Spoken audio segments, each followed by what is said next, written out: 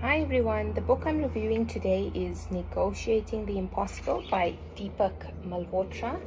I bought this book from Loot, www.loot.co.za for those who are in South Africa.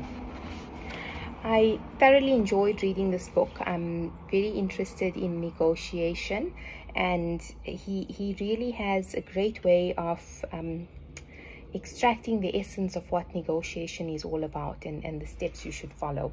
So highly recommend it if you are interested in negotiation. Okay, so here are a few extracts that I think will help you decide whether this would be a book you'd want to read. One other characteristic makes this accord similar to what we often see today. A comparison of the translations reveal that the two versions are, as we ought to expect, very similar, but there is at least one important difference. The Egyptian translation states that it was the Hittites who came asking for peace terms. The Hittite version claims exactly the opposite.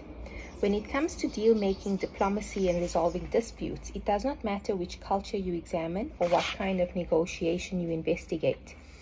It does not matter why people are fighting or why they choose to settle their differences. Some things never change. The need for all sides to declare victory is at least as old as recorded history itself.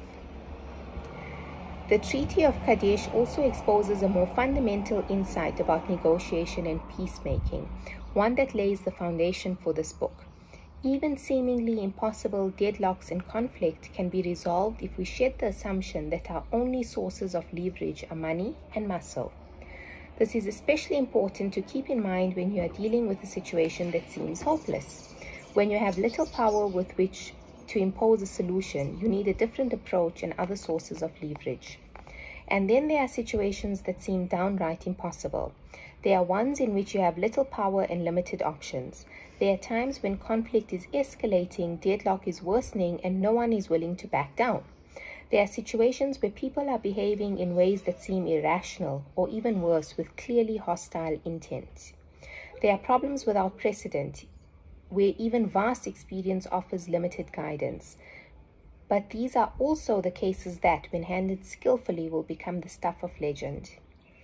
Until that is, when someone found a way to beat the odds without muscle or money. Three crucial levers that negotiators often ignore, underestimate, or mismanage, especially when they are accustomed to thinking of power in terms of money and muscle, are the power of framing, the power of process, and the power of empathy. My hope is that this book instills optimism and provides another lens through which the reader can begin to appreciate the sometimes puzzling, occasionally disappointing, or even exasperating, yet often inspiring thing we call humanity. The question we are always trying to answer in negotiation is this: how might we engage with other human beings in a way that leads to better understandings and agreements? How is this book organized? Part 1 focuses on the amazing potential of framing. Effective negotiators know that how you articulate or structure your proposals can be as important as what you are proposing. Part 2 focuses on the decisive role of process in determining outcomes. Negotiating the process astutely can be more important than bargaining hard on the substance of the deal. And Part 3 focuses on the tremendous power of empathy.